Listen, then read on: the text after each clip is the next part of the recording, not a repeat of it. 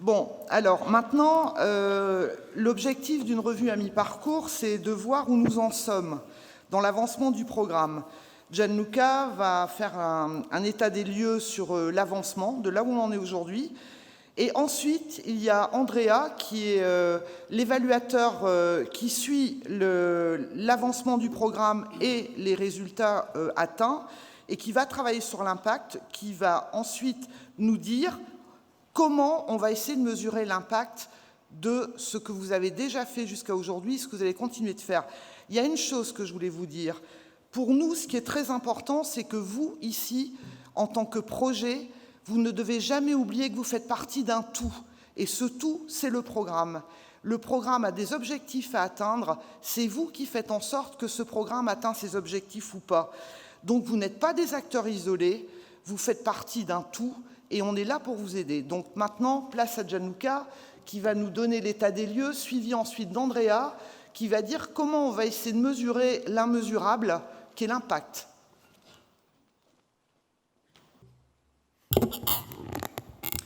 Yeah, good morning everyone. Thank you, Veronique. So I will try to give you a little state of play of where we are today. First of all, a few words on the framework for those of you who are less familiar with. Interreg is part of the cohesion policy, which has been reformed in 2014.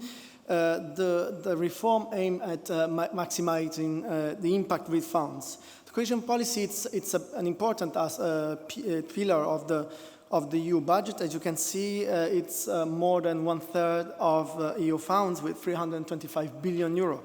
So it's a considerable amount of funds. So what was the reform about was, first of all, thematic concentration.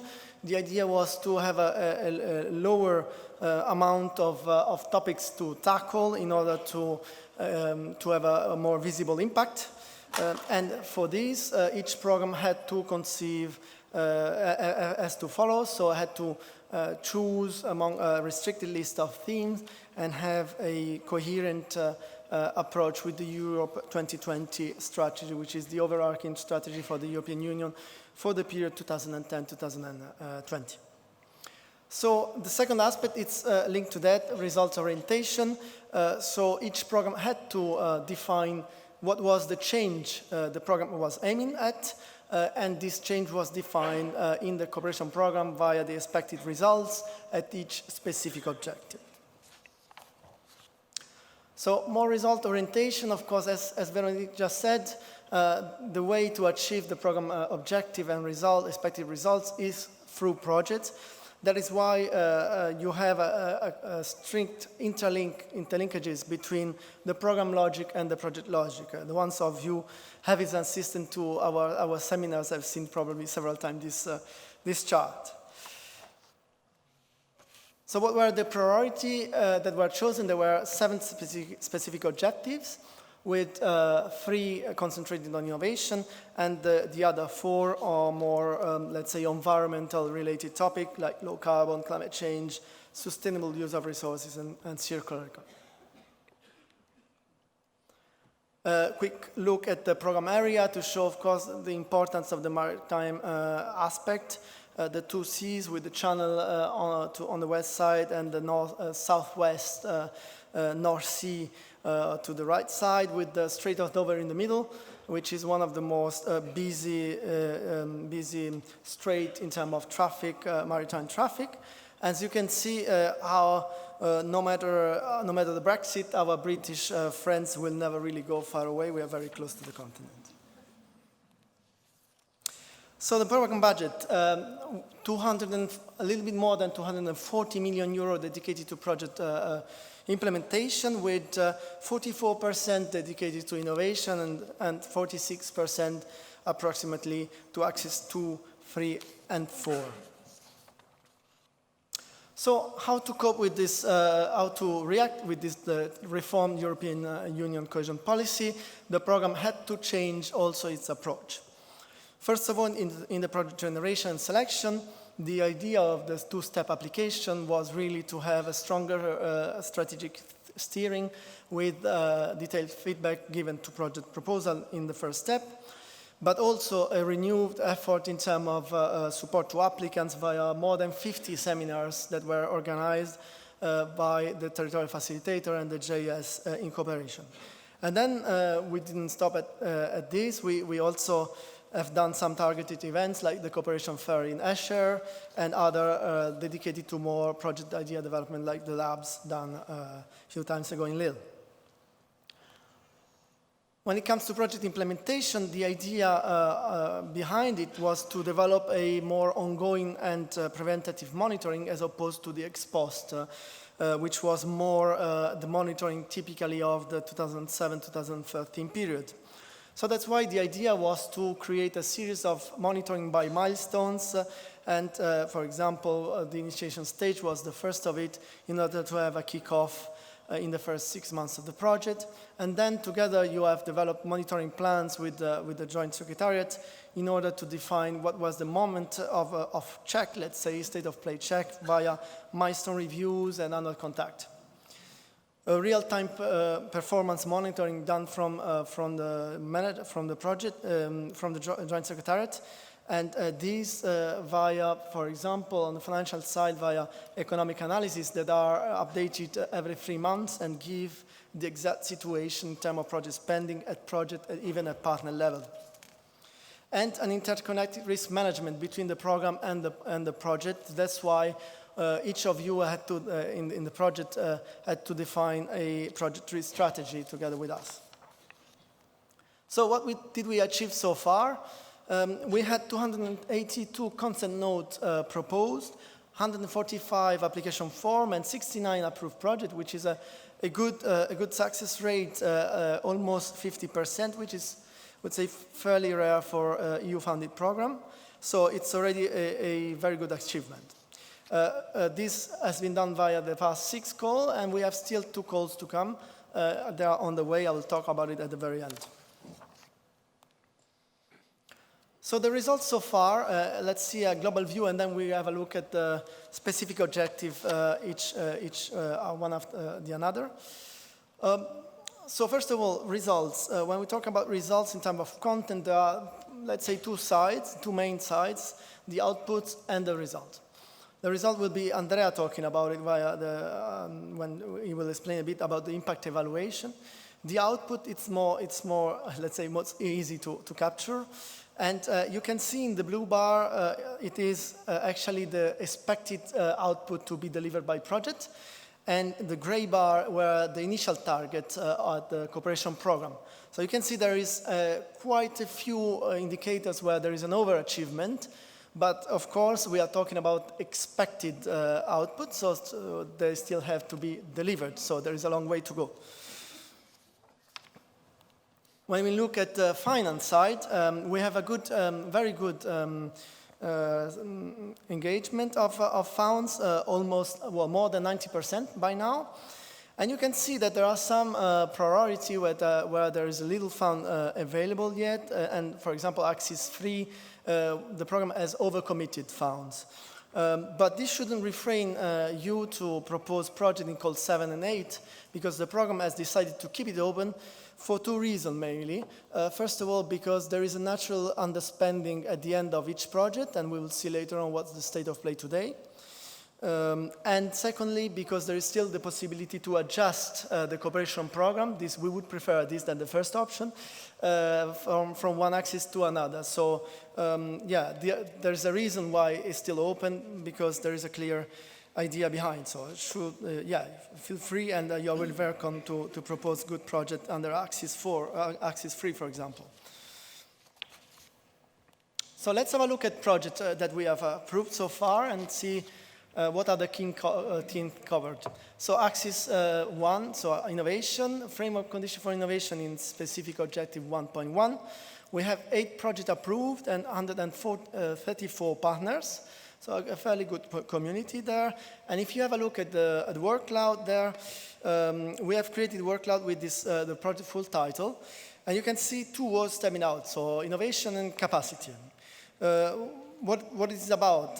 So the idea is that this axis was linked, is linked to the smart specialization strategy. So the type of fields of intervention that are covered can be manifold. So you have remote sensing, you can see data processing, silver economy, you have agro-food, tourism, so it's very wide.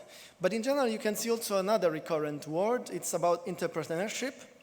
And indeed, you can see that projects are there to improve the ecosystem around entrepreneurship and also reinforce the very capacity of SMEs to innovate. You can see the list of the 8 approved projects, and looking forward to visit them in the exhibition stand and the workshop. Now a bigger community, 16 projects in technological development with 364 partners. So what I'm talking there about is formal partners. So one had to add eventually also observer partners, so even a bigger community. And if you look at the word cloud, you have two keywords coming out, and you have the word health and the word printing, which in principle you wouldn't associate to, but actually there are projects that are associating the two aspects. So health is a key topic for the program. We can see it in this specific objective via development technology, for example, assisting technologies or multiple drugs or new treatment for dermal ulcers. But also we will see in the next specific objective project on social innovation that are trying to improve public services, specifically on the health sector or the more wider concept of care. You can see the constellation is very varied there. It's not only applied to health. You can see, so I said printing. Obviously, we are talking about 3D printing that sometimes applied to health, as I said, but you have also quite a lot of projects leveraging on maritime resources. You have projects on transport and ports. You have projects on drinking water in coastal areas. And other, for example, development material for light vessels. So also a wide community there, also again linked to the smart specialization sectors. And here the very wide list of approved projects. Social innovation, we have 14 projects and 342 partners. So also quite an important community. And there you can see the word stemming out clearly related to care, health, social, and integrated care. So as I said, it's a very important topic and transversal to most of the social innovation projects. And that's clear because public services are more and more under pressure because of the demographic change and the aging of society. So organizations that are working in the sector are really trying to find out new ways to deliver the services in a better way, and if possible, when it's possible, with less resources available. There are other aspects of projects that are touching on social innovation that are linked to other important key societal challenges. For example, child care. You have projects on education, on boosting community, and also integration of refugees, which is a very important topic.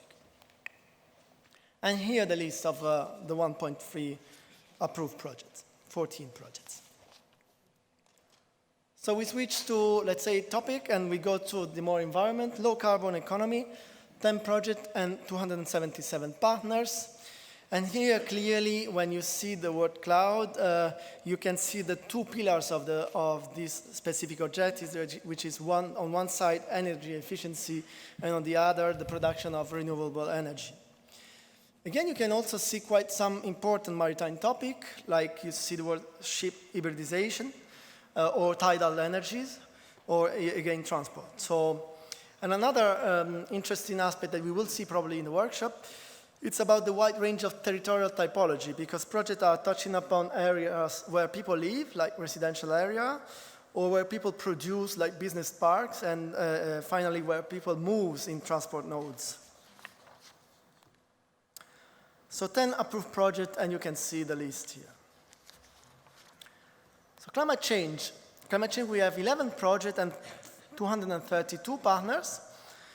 And here, what is interesting to see is that clearly the projects are leveraging on the characteristic of the area. So first of all, well, of course, they are all trying to boost the territorial resilience against climate change. And you have words linked really to the characteristic of this maritime area with dune, with interland, with lowland, with erosions.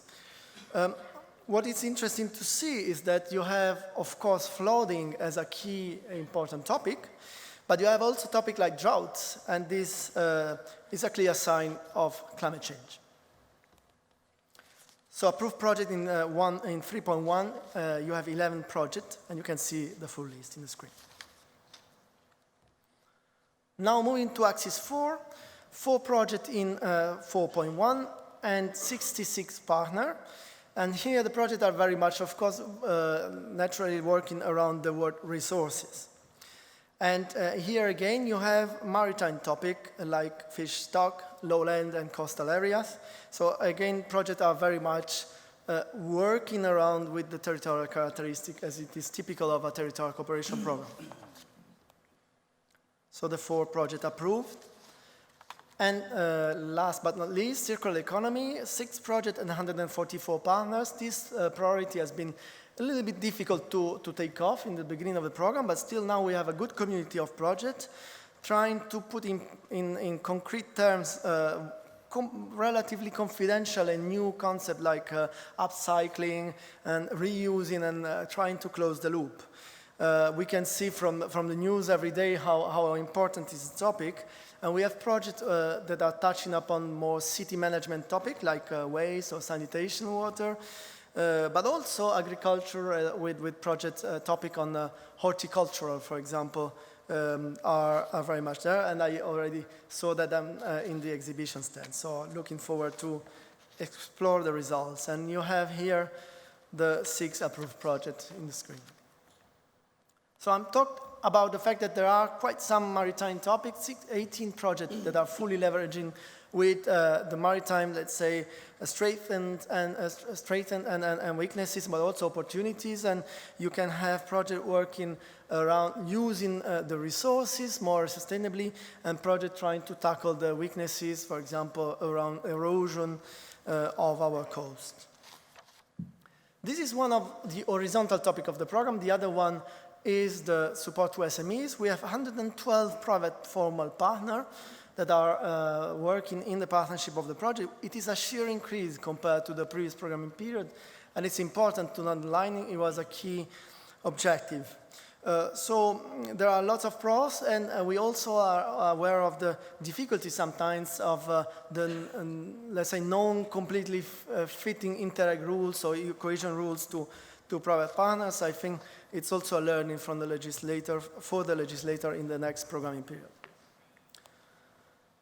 So here you are, 400 people today, a very big community of partners, 1,600 more or less between approved and between formal and observer partner. A really, really big community, very wide with higher education, local authorities, SMEs, enterprises, regional authorities. So it's really the whole chain of the actor of the territorial development trying to improve what is the European Union today and tomorrow. How did we reach there? You can see the progression from call 1 to call 6. You see the red part that are spreading all over. And we reached call 6 with actually a very good representation, fairly even representation of the territory. So now, last word on what we can see today from the implementation. What we'll see about results and outputs in the workshop and in the exhibition area. I will tell one word about the finance aspect, the spending aspect, because probably is the one that is a little bit tricky so far. So you can see the blue bars is the forecast from project application 4, divided per semester. And unfortunately, the brown bars actually are the spent. So yeah, there is a big gap, which is a little bit catching up because the 2019 is still to be, it's very much to be achieved yet. But still, we are far away from target. So the message today from us is really to keep the pace, improve it, even accelerate it where possible. This said, the pros and cons, the positive aspects are way higher than the negative. You can see to the right side that they are, let's say, they weight much more compared to the left side where you have a slow start due to the say, let's say, the big revolution of cohesion fund. You have, of course, the Brexit that is a little bit disruptive. We should not, let's say, hide us behind the word. And the spending rate I just show you. But we have seen that all specific objectives are represented. We have a clarified intervention logic, a high ambition, just one word, 1,600 output foreseen. So it's a lot, and we are really looking forward for the results. And you can see also, despite the general context, there is a lot of enthusiasm, a lot of people today, and I mean, we can see 60 exhibition stand outside there that are waiting for us to have a look. So great enthusiasm, great achievement so far. Certainly there are difficulties, but we are really doing very well. Last point I will touch upon. So today and tomorrow, it is the time to find out about the first achievement, to discuss together, to learn each other, get inspired. So we are really, really happy to see so many people here engaged. Looking forward to achieving to looking at the achievement, and of course we will see what comes next in the future. So in the very near future, we will have the coming call called 7 and 8. They are still open. They are in the second step. Over the summer, there will be the impact evaluation that Andrea will explain about it. And by the end of the year, we will see, maybe we may launch a capitalization call, depending on the available fund, depending on the Brexit as well. But stay tuned on our channel, on the Seas channel. And yes, thank you very much for listening.